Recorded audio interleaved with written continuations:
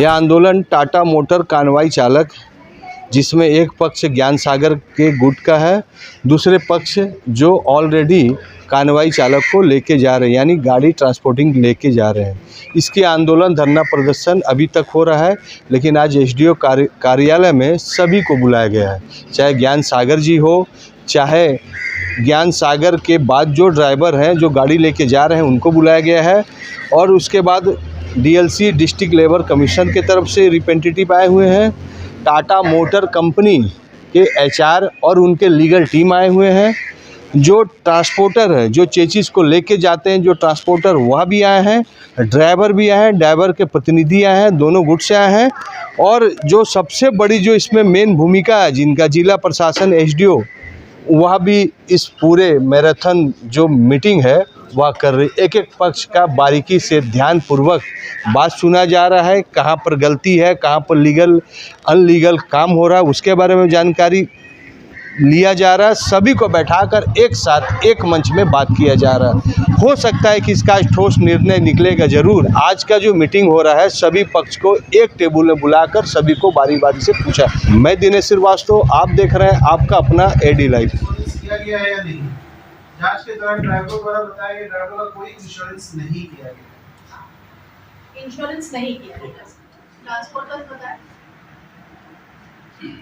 जांच के दौरान ड्राइवर के द्वारा बताया गया कि ड्राइवर की मृत्यु के पश्चात उनके आश्रित को काम दिया जाता है। कि अगर वो एम्प्लॉय बन जाए ट्रांसपोर्टर के तो उसका जितना सुविधा है इंश्योरेंस से लेके सब कुछ देगा ट्रांसपोर्टर। दूसरा जो इंश्योरेंस होता है जो जनरल इंश्योरेंस होता है तो मेरा एक ड्राइवर रहेगा। आज जो हम लोगों ने बैठक की इसमें हम लोगों ने चारों पार्टीज़ को बुलाया था। In fact Tata motors convoy union जो all India convoy workers union है उनके मेंबर्स को बुलाया गया था, ट्रांसपोर्टर्स को बुलाया गया था, टाटा मोटर्स को बुलाया गया था, ज्ञान सागर जी और उनकी जो टीम है उनको भी बुलाया गया था, और साथ में लेबर सुपरिटेंडेंट को भी बुलाया गया था।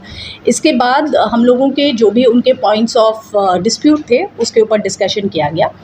कुछ चीज़ें जो सामने आई हैं, सबसे पहले जो all India convoy workers union है वो इस समय as of now deregister हो चुका है और उसने अभी अपना रजिस्ट्रेशन नहीं कराया है, तो उनको 1 हफ़्ते का समय दिया गया है कि अपने सारे डॉक्यूमेंट्स प्रस्तुत कर दें और अपना रजिस्ट्रेशन करा लें, क्योंकि बिना रजिस्ट्रेशन कराए ना वो ऑफ़िस चला सकते हैं जो ऑफ़िस वहाँ पे वो रन कर रहे हैं, और ना वो all India convoy workers union की तरह अपने आप को रिप्रेजेंट कर सकते हैं। दूसरा चीज़ जो सामने आया था वो ये था कि इन लोगों का कहना था कि जो पेमेंट है वो मिनिमम वेजेस के अनुसार नहीं मिल रहा है, जिस पे लेबर सुपरिटेंडेंट से पूरी विस्तार में बात की गई। विस्तार में बात करने पे ये समक्ष आया ये तथ्य कि जो उन लोगों को पेमेंट मिल रहा है वो मिनिमम वेजेस के तहत स्किल्ड वर्कर के रूप में सही पेमेंट मिल रहा है, लेकिन ज्ञान सागर और उनकी टीम का कहना है कि हम लोग स्किल्ड नहीं है, हम लोग हाईली स्किल्ड में हमें कैटेगराइज किया जाए। बट जो गाड़ियाँ वो चलाते हैं, जो गवर्नमेंट का नोटिफिकेशन है उसके अनुसार वो स्किल्ड में आते हैं। अगर हाईली स्किल्ड में आना है तो उसके लिए एक प्रोसीजर है जिसको फॉलो करना पड़ेगा, वो हम लोगों ने बोला है कि प्रोसेस में डाल दिया जाएगा। अगर हाईली स्किल्ड में उन्हें कैटेगराइज किया जाता है तभी उन्हें हाईली स्किल्ड का पेमेंट मिलेगा। उसके बाद जो ट्रांसपोर्टर्स हैं उन्हें दोबारा कहा गया कि आप डिजिटलाइजेशन का प्रोसेस शुरुआत कर दीजिए। चौथा चीज़ जो सामने आया था वो ये आया था कि गाड़ी का इंश्योरेंस होता है, जो थर्ड पार्टी इंश्योरेंस है वो भी होता है, लेकिन जो ड्राइवर गाड़ी चला रहा है उसका इंश्योरेंस नहीं होता है। तो इसके ऊपर टाटा मोटर्स से डिस्कस किया गया। डिस्कशन के बाद ये उनको 2 मंथ्स का टाइम दिया गया है कि 2 महीने के अंदर टाटा मोटर्स या तो एक फ़ंड क्रिएट करे या अपने ट्रांसपोर्टर्स के साथ जब उनका वो रजिस्ट्रेशन कर रहा है तो उसी समय ये डिसाइड कर ले कि जो ड्राइवर अगर गाड़ी लेके जाता है और उसकी डेथ होती है तो उसको इंश्योरेंस या कॉम्पनसेशन अमाउंट किस तरह से पेमेंट किया जाएगा। तो इस पे 2-3 चीज़ें सामने आई हैं जिसमें हम लोग डिस्कस कर रहे हैं और उस हिसाब से वर्कआउट करें। क्या अभी जो समझौता हुआ है आपके समीक्षा बैठक में, क्या इन लोग सब एग्री हैं? प्रोटेस्ट करना एक डेमोक्रेटिक प्रोसेस है और समझौता हम लोगों ने करवाया है। अभी तो चीज़ें ठीक लग रही हैं। जयनारायण सिंह, महामंत्री ऑल इंडिया कन्वायर को चुनिया।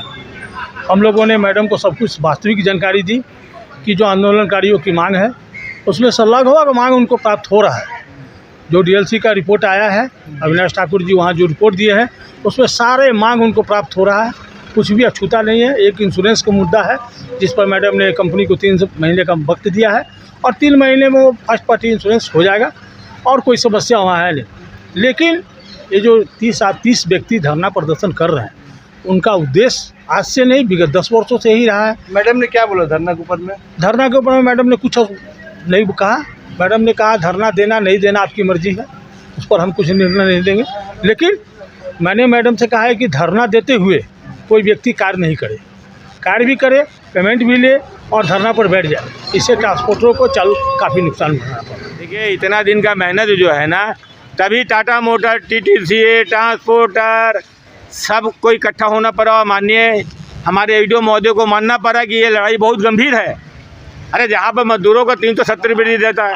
आपका मांग मांगी मैडम? मेरा मांग पर जो बात हुई है उसी पर बात आगे बढ़ी है कि इंश्योरेंस का 60 दिन का जिम्मा लिया टाटा मोटर के अधिकारी जो आए थे।